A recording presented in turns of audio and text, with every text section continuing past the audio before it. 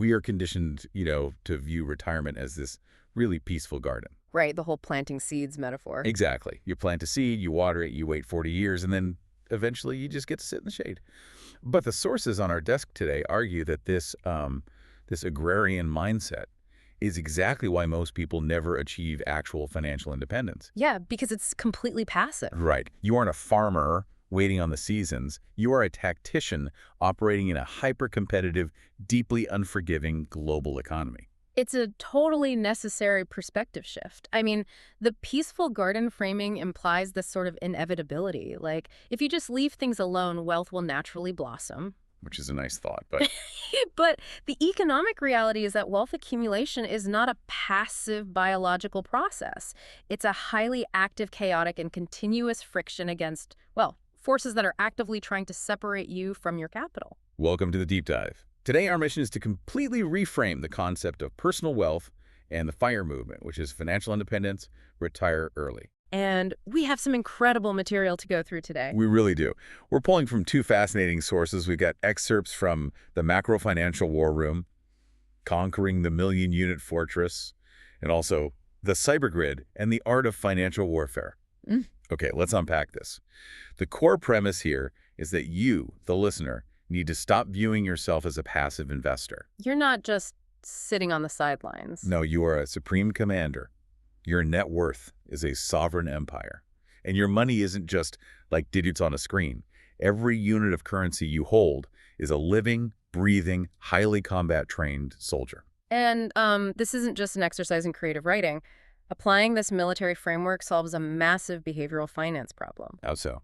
Well, when you view your money as a military force, you stop treating financial planning as this abstract spreadsheet chore. It becomes an urgent strategic game of survival. Because if you don't use them right, you lose them. Exactly. If you don't strategically deploy those soldiers, they will be slaughtered by the economic forces operating against you. Wow. Okay, let's bring this right into the commander's tent and look at the map.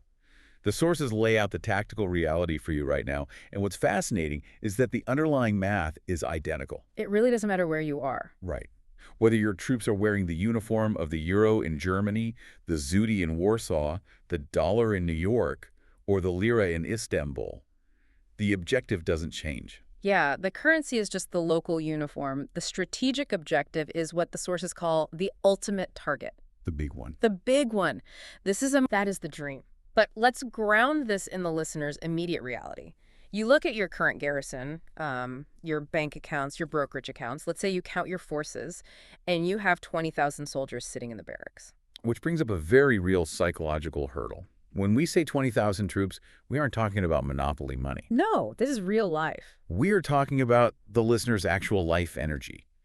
Those 20,000 units represent the hours you spent away from your family, the stress you took on at work, the physical labor you endured to earn that capital. So naturally, you want to protect it. Exactly. The instinct is preservation. I have to ask, is it really military suicide to just hold the line with my 20,000 soldiers? What if I just play defense? Just bunker down. Yeah. I've got 20 grand. Why not just build a wall and protect the life energy I've already sacrificed to get? I mean, it is the most natural human instinct in the world to hoard and protect what you've sacrificed together. But if we connect this to the bigger picture, playing defense against a million-unit objective with only 20,000 troops guarantees vaporization. Wow.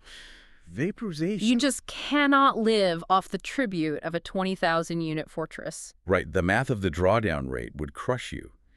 If you try to live on that, the overhead costs, like your daily living expenses, will bleed the garrison dry in a matter of months. Precisely. Your army is mathematically too small to sustain sovereignty. So therefore, the immediate mission is not to attack the million-unit fortress today, nor is it to hunker down. So what's the move? Your mission is to launch a massive, aggressive conscription campaign.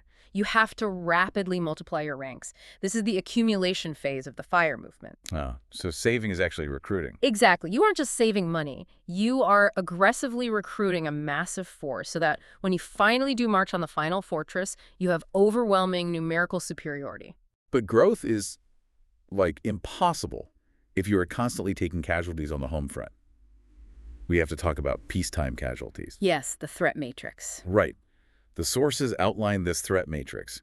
Forces that actively destroy your troops while you think they're just sitting safely in the barracks. The first threat they mention is enemy raids, which translates to unexpected expenses.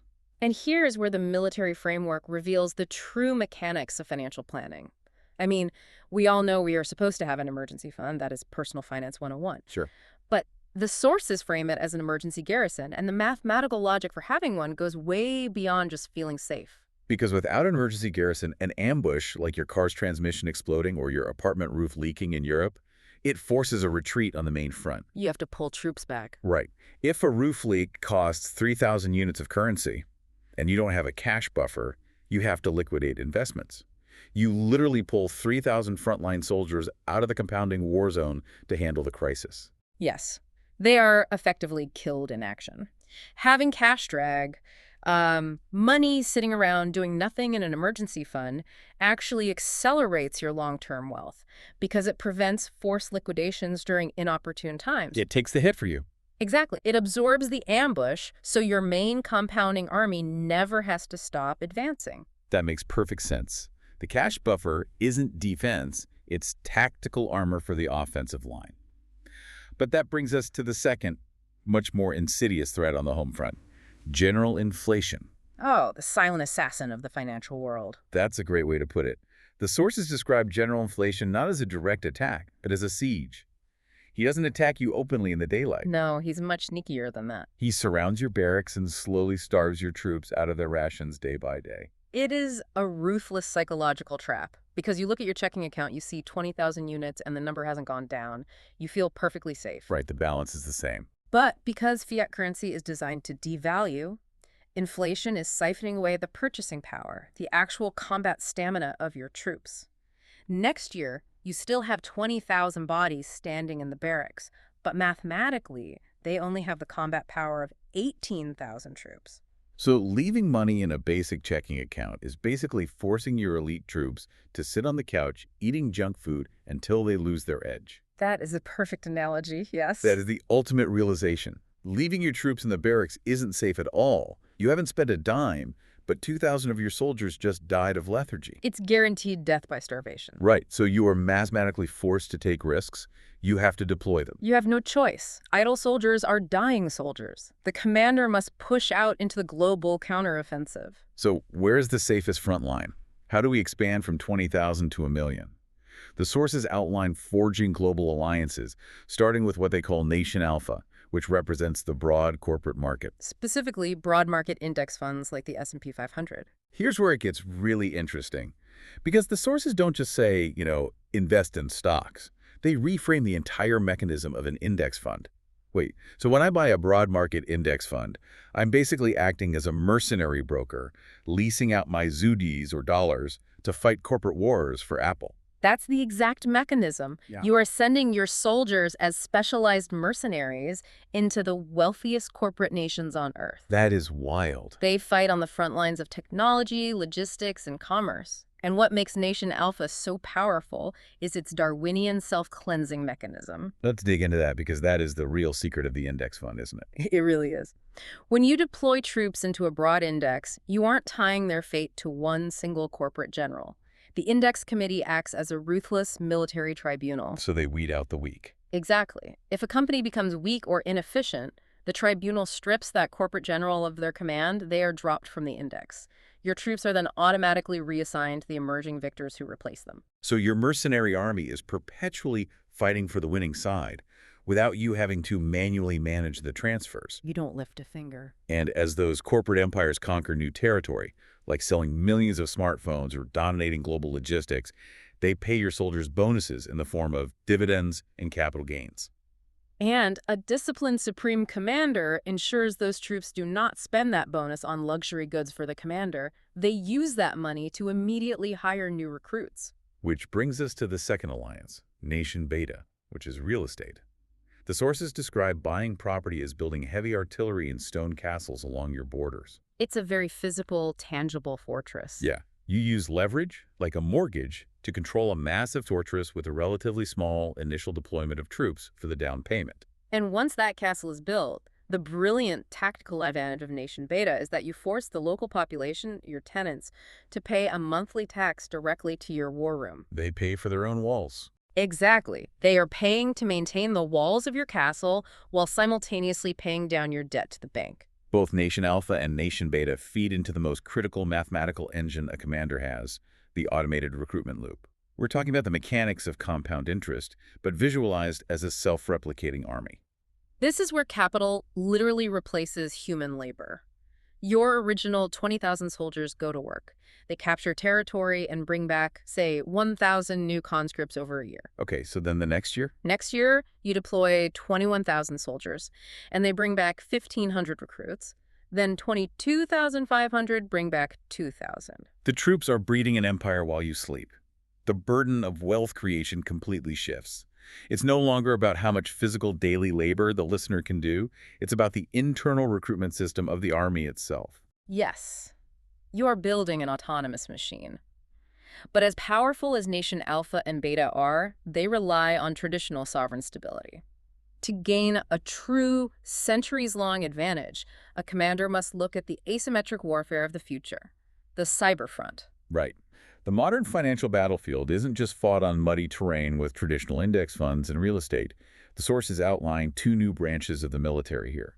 First, crypto commandos. This is a really highly debated area. It is. They describe Bitcoin and decentralized assets not as standard infantry, but as highly specialized, borderless elite commando units. They don't answer to a central banking king. They don't care about sovereign fiat governments. They operate completely outside the traditional rules. But I have to push back on this. Crypto is notoriously wildly volatile. If I'm a commander, isn't relying on these borderless commandos like sending out mercenaries who might just decide to desert the army overnight. We've seen these assets drop 60–70% in a matter of months. What's fascinating here is that the sources explicitly acknowledge that passive volatility. They are high-risk missions. So they do fail. Oh, they frequently fail, causing massive temporary casualties to your net worth. But the strategic insight is that you do not deploy your entire army as special forces. You deploy a highly targeted unit specifically because they operate outside the traditional laws of sovereign governments. So they aren't meant to replace the traditional infantry. They are a hedge against the traditional map catching on fire. Exactly. Think about a massive geopolitical crisis, like a systemic banking collapse or fiat currency hyperinflation. In that scenario, your standard infantry in Nation Alpha or Beta might get trapped behind enemy lines. Right, the banks literally freeze your money. Yes, their supply routes are cut by government capital controls or failing banks.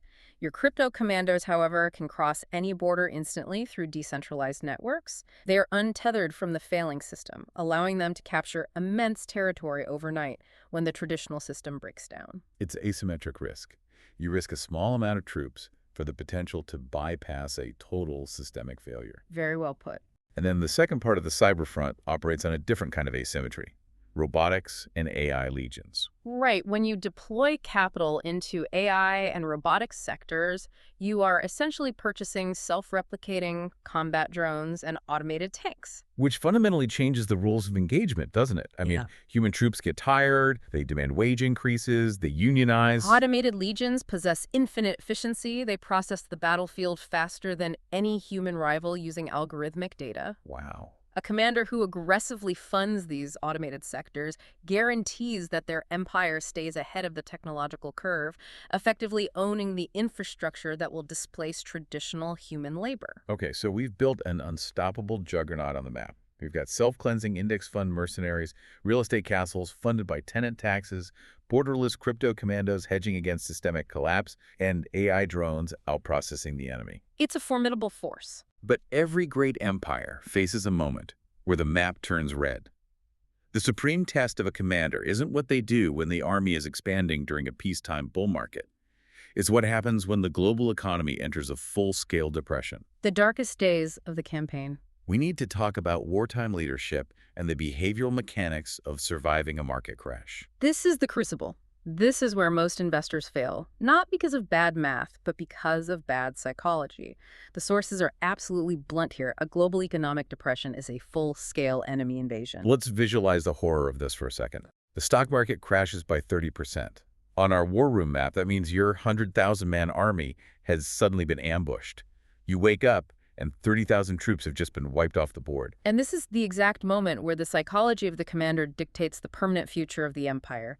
Weak generals look at that map and their biology takes over. Fight or flight. Mostly flight. They panic. They order a total retreat, which in financial terms means liquidating their portfolio, just selling their assets at a massive loss. The sources use a brutal analogy for this. They say panic selling during a crash is the equivalent of shooting your own wounded soldiers on the battlefield just because they look tired. It is total capitulation. You aren't just retreating, you are executing your own troops out of fear, permanently locking in the losses. But legendary commanders, and the sources specifically name Warren Buffett here, they view a 30% crash through a completely inverted lens. They don't see a defeat, No. They see a structural advantage. a flash sale on military equipment. Exactly.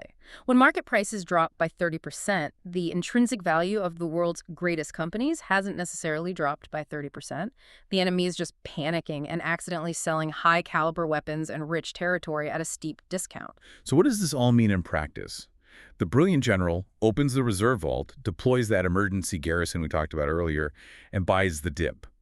You conscript thousands of elite discounted soldiers while the rest of the world is running away in fear. Yes, you advance while others retreat. But I have to challenge this, because it's incredibly easy to talk about buying the dip while we sit here comfortably analyzing a war room map. For Warren Buffett, a 30% drop is a Tuesday. He has billions in reserve. That's a very fair point. For the average listener, seeing a 30% drop means watching 5–10 years of their literal life energy vanish in a week. When the news cycle is screaming that the global economy is ending, how do you actually override your biology? It's easy to talk about buying the dip in a war room, but when bombs are falling and your army is down 30%, how do you actually stop yourself from shooting your own wounded? That is the defining question of financial survival. To override the biological urge to flee, you have to fundamentally understand what you are buying. You have to realize that during a crash, you haven't actually lost the soldiers. You still own the exact same number of shares in those companies. Oh, right. The unit count is the same. What has dropped is simply the market's temporary valuation of those soldiers. If you understand that equities are just claims on future human productivity, then as long as you believe human beings will continue to wake up, go to work, and innovate tomorrow, the fear transforms into opportunity. You have to separate the share quantity from the share price. Exactly. Historically, every single market crash in modern history has eventually been followed by a recovery and expansion. Keeping a cold, calculated mind during a crash, refusing to shoot your wounded by panic selling, and having the discipline to buy more is the singular behavioral trait that separates a victorious commander from a defeated one. You don't win the war by hiding in a bunker. You win it by keeping a cold mind when the bombs start falling. It shifts you from being a victim of economic circumstance to a master of financial strategy. Let's bring this entire campaign together and look at the final victory. We started with 20,000 troops. We avoided the ambushes, we built the global alliances, and we survived the invasions. A long, tough journey. But let's talk about the velocity of this campaign, because the timeline is not linear. The sources note that getting to the first 100,000 soldiers is an absolute slog. It requires immense personal sacrifice. You are actively budgeting, cutting expenses, and throwing every spare soldier you can find from your paycheck to the front lines. The initial push is always the hardest because your automated recruitment loop, the compound interest we talked about, is still too small to do the heavy lifting. The capital isn't large enough to replace your labor, so you are providing 100% of the momentum. But the sources point out a fascinating mathematical shift. Moving from 500,000 to 1 million requires almost no effort from the commander. Because by the time you reach 500,000 troops, the internal recruitment system is massive. It's huge. The army is generating tens of thousands of new troops every single month through dividends, capital gains, and rent. At that point, your personal savings contributions from your day job become mathematically irrelevant. The army is entirely self-sustaining. And when you finally breach the gates of that 1 million unit fortress, you earn the ultimate title, financial sovereign. You no longer take orders from a boss, a rival king, or a corporate feudal lord. You're completely free. The continuous tribute of the fortress pays for your life. The war for survival is officially over. You have conquered fire. You are completely financially independent. We've covered incredible ground today. We took the tired, agrarian cliché of retirement planning and exposed it for the global tactical campaign it really is. But I want to leave you, our listener, the newly minted Supreme Commander, with one final provocative thought. I love this part. We spent this entire deep dive obsessing over the strategy of building this massive, self-sustaining money army. But think about the day after the victory. Once you capture that million-unit fortress, your army is effectively operating as its own independent nation-state. It doesn't need your daily labor anymore. It recruits on its own. It fights on its own. Which creates a profound psychological vacuum. Exactly. If you have spent decades defining yourself as a frontline soldier, trading your time and sweat for wages to build this empire, what happens to your identity when the war is finally won? When you are purely a general of an autonomous machine and you no longer have to fight, how will you spend your time? It's the ultimate paradox of the FIRE movement. You spend your whole life fighting for freedom, only to realize that surviving the war was just the prerequisite. The real challenge, finding purpose, meaning, and identity when you are no longer forced to struggle, is a completely different kind of battlefield. A battlefield where the only opponent left is yourself. Thank you so much for joining us on this deep dive into the macro financial war room. Keep strategizing, keep protecting your troops, and keep building your empire. We'll see you next time.